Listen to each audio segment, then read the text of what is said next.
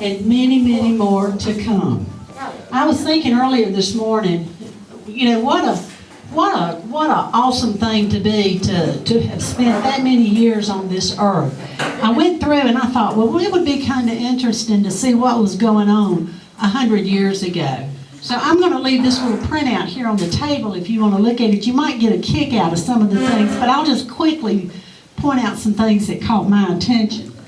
In 1912, New Mexico became the 47th state. That's the year that he was born. That there was a record cold snap in Maryland, and the temperature reached 40 degrees below zero. States, the first time that year. I thought that was interesting. Arizona was admitted as the 48th state. Albert Berry made the first parachute jump out of an airplane. The Girl Scouts were founded, and Dixie cups were invented.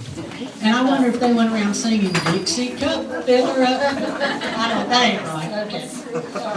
The first cherry tree was planted in Washington, D.C. that year. The Titanic sank that year. Fenway Park officially opened. The Red Sox beat the New York Highlanders. I thought that was interesting. 15 young women were fired by Curtis Publishing for dancing the turkey trot during their lunch hours. Gosh, what would they think today, huh? Theodore Roosevelt was nominated to run as president. Later on, a few weeks later, he was shot.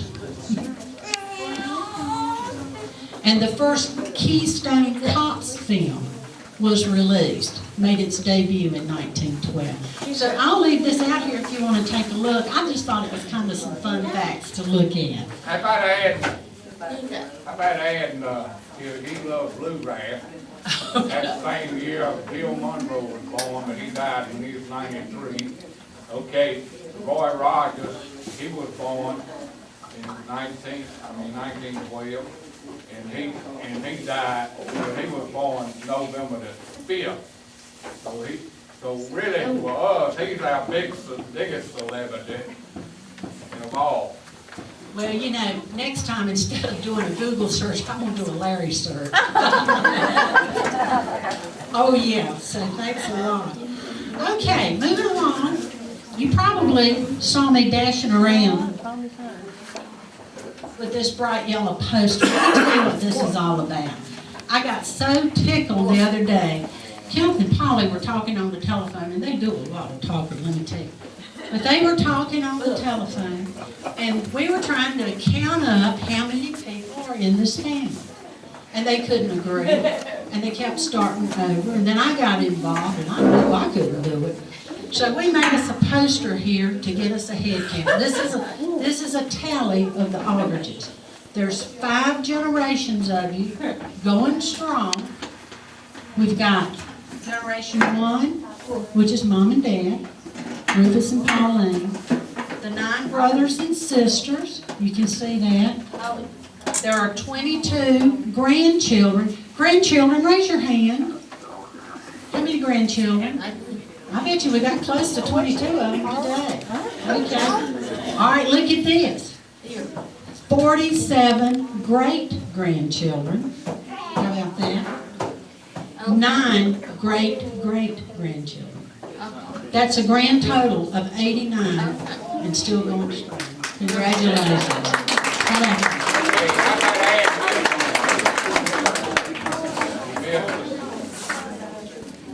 He has 9 children, and he has more children than any of the other man. He has more children than any of the other brothers had. Now, I'd like to introduce to you this gentleman over here in the corner. He may come around and stick a camera in your face when you've got your mouth full of fried chicken, and just keep on. Don't let him bother you. This is Robert Washburn. He's an old friend of ours, and he's an excellent professional videographer. He's going to be making CDs for today of what's going on here, and also he's going to be doing some things with our picture and some bluegrass music, and I know you'll want a copy. DVD. DVD. He's making DVD high definition. There's a little pad of paper up here on this little table as you come in. Put your name, address, and he'll mail it to you. They're $15 a copy. And if you'll leave that, Robert will be sure to send you a recording of what we do today. Okay? And the last thing that I wanted to mention, there's a little donation basket at the door as you come in, and that's just a donation to the church here for allowing us to use the building, to open the building for us today. So that's out there too. To start our program, to start off here, you know, it's such a wonderful thing and such a blessing to have a family this large and this close-knit with a member that's been here for 100 years. And to that, we give God the glory. Indeed, we do, in that how great He is, how great He is. And with that in mind, we're going to ask Elizabeth to present some special music. And I'm going to try my best not to mess her up, but she's going to be the leader. And then we're going to turn it over to you folks and let y'all talk for a little bit. You ready?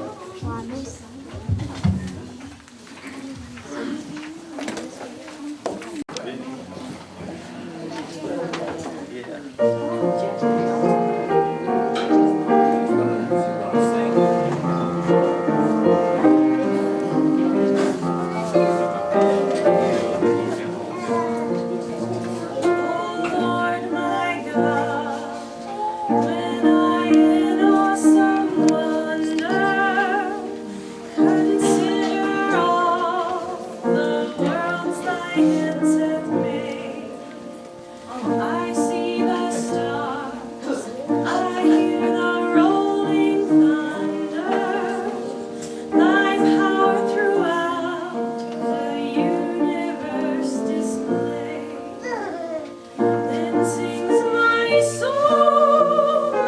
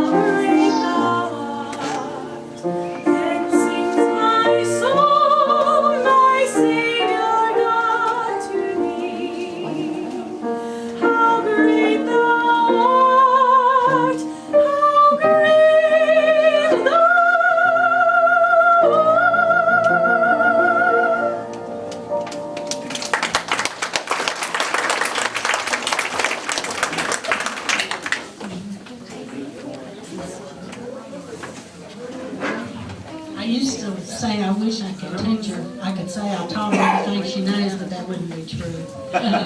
Anyway, now, without any further ado, I'm going to open it up and would like to hear from you. If you would like to say something, if you have a memory or a story or something like that that you would like to share, we'd love to hear from you. And we've got one volunteer already. I've already got a volunteer. Bruce Boney.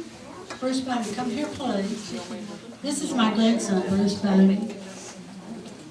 And he's a man of few words, let me say. Did you want to say something? See, I told you, he's a man of few words. But he's learned a piano song that he wants to play for Pat. And it's the Wonderful Words of Life.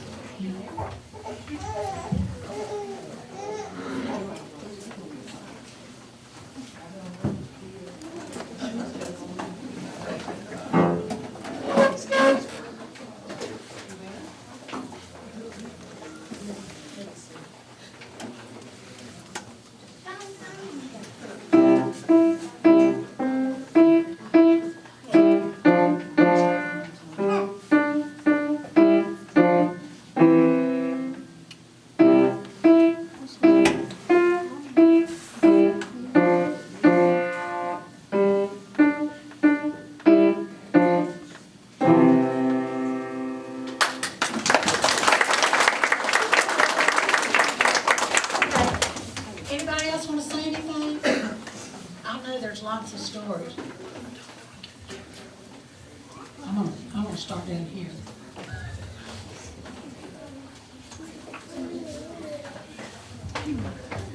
I'd like to say we're thankful for all you wonderful people that come to share the joy with us with our Father, who's 100 years old. We're so totally blessed. God bless each and every one of you, and happy birthday to the best daddy in the whole world.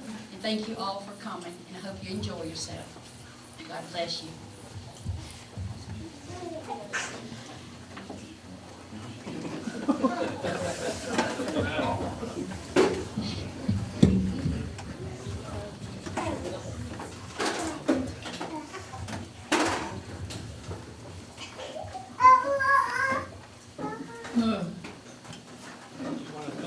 Coming.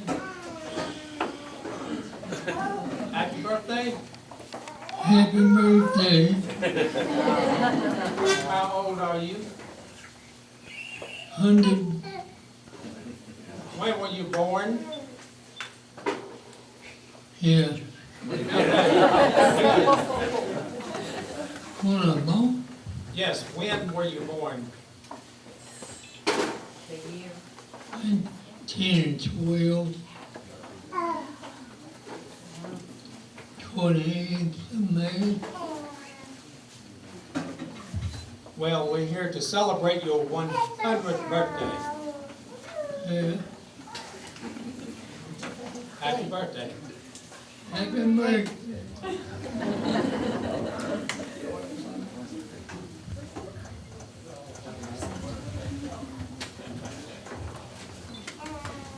Yeah, we can all sing happy birthday.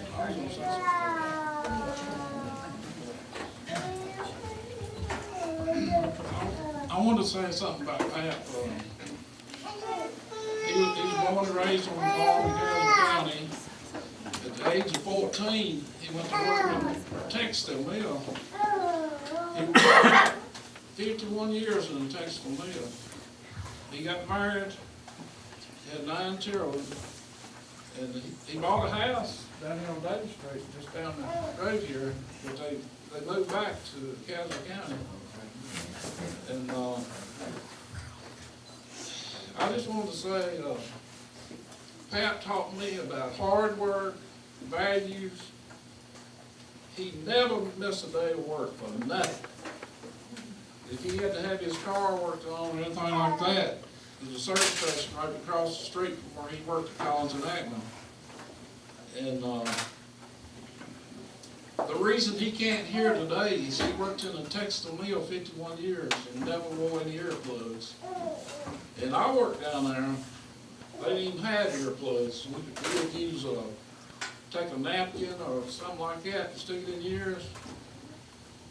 But what I really want to say about Pap is, he never, ever met a stranger. I don't care where he went, if he went from here to Kalamazoo, he never, ever met a stranger. And that's what I want everybody to remember about my daddy.